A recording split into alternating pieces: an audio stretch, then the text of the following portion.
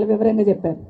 అందరి ఉద్దేశం ఏంటంటే ఈ ప్రాంతంలో చాలా పెద్ద ఎత్తున మంచి మార్కెట్ వస్తుంది, ఇక్కడ మంచి బిజినెస్ జరుగుతుంది, ఈ ప్రాంతంలో ఉన్న వాళ్ళందరూ సెటిల్ అయిపోతారు అని 2 రకాల ఆలోచనలు చేసి కేసీఆర్ గారు అక్కడ ఉన్న వాళ్ళకి, చుట్టుపక్కల ఉన్న వాళ్ళకి అందరికి మంచిగా వైద్య సౌకర్యం కల్పించవచ్చు, అట్లాగే ఈ మార్కెట్ కూడా మంచిగా ఏర్పాటు చేయొచ్చు అనే ఆలోచనతో ఆ రోజు తీసుకున్న నిర్ణయంతో ఈరోజు రేవంత్ రెడ్డి గారు ప్రభుత్వం, కాంగ్రెస్ ప్రభుత్వం వచ్చిన తర్వాత ఇక్కడున్న మార్కెట్ను షిఫ్ట్ చేసి ఎక్కడో గుట్టలలో ఇస్తామని చెప్పి మార్చి ఇచ్చున్నారు.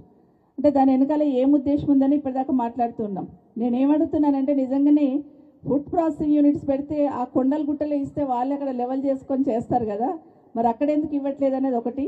రెండవది, అక్కడ ఉన్న రైతులు ఉన్నారు చాలామంది, మరి రైతులకు న్యాయం చేయాలనే ఆలోచన కూడా లేకుండా గుడ్డిగా ఆఫీస్లో కూర్చొని ఒక జీవో ఇష్యూ చేసి గందరగోళం సృష్టించే ప్రయత్నం ఈ ప్రభుత్వం చేస్తూ ఉంది. ఎక్కడ ఏ భూమి ఉన్నా దాని వెనకాల ఒక వ్యాపార ధోరణితోనే పనిచేస్తూ ఉంది ప్రభుత్వం తప్పిస్తే ప్రజలకు మేలు జరగాలని ఆలోచన చేయట్లేదు అనేది వాస్తవం.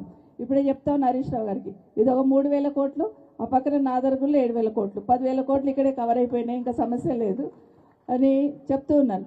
గతంలో ఎట్లుండిందంటే, గతంలో కేసీఆర్ గారు ఉన్నప్పుడు వారు ఒకటే చెప్పేది మాకు, ఏ చిన్న పని చేసినా ప్రజలకు ఇబ్బంది లేకుండా చూసుకోండి, నిజంగా ప్రజలకు ఇబ్బంది అయితే ఇమీడియట్గా నాతో చెప్పండి, దాన్ని ఎట్లా చేయాలో చూస్తానని చెప్పేవాళ్ళు.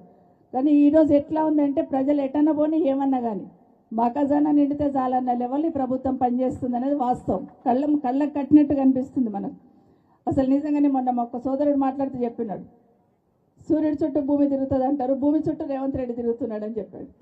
వాస్తవమే, ఎక్కడ భూమి ఉన్నా కూడా అక్కడ గద్దల్లాగా వాలిపోతూ ఉన్నారు.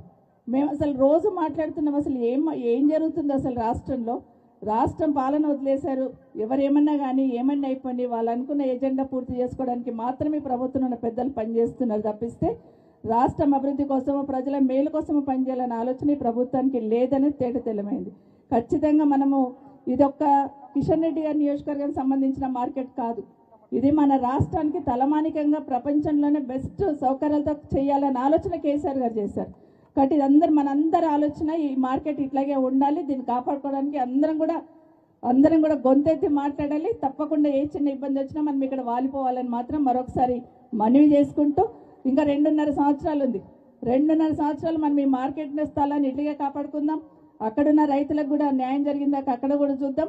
అదే కాకుండా ఎక్కడ చిన్న ఇబ్బంది ఉన్నా మనం బీఆర్ఎస్ పార్టీ తరఫున ఆ రైతులకు అండగా ఉండి భరోసా కల్పించే బాధ్యత మనం అందరం తీసుకుందాం. ఈ మార్కెట్ ఇక్కడే రావాలి.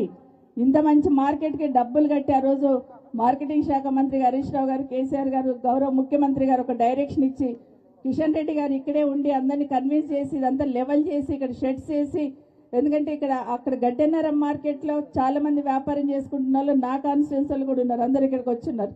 అందరం కూడా ఆలోచించినాం, చాలా మంచి మార్కెట్ వస్తుంది, ఈ ట్రాఫిక్ ఇదంతా ఉండదు, ఒక సిస్టమేటిక్ డెవలప్మెంట్ అవుతుందని ఆలోచించినాం.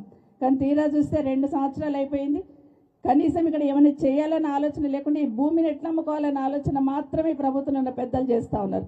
దాన్ని ఎట్టి పరిస్థితుల్లో జరగనీయకుండా మన మార్కెట్ ఇది, మన కోసం, మన పిల్లల భవిష్యత్తు కోసం వస్తున్న మార్కెట్ని కాబట్టి ఖచ్చితంగా కాపాడుకుందామని తెలియజేసుకుంటూ జై తెలంగాణ, జై కేసీఆర్.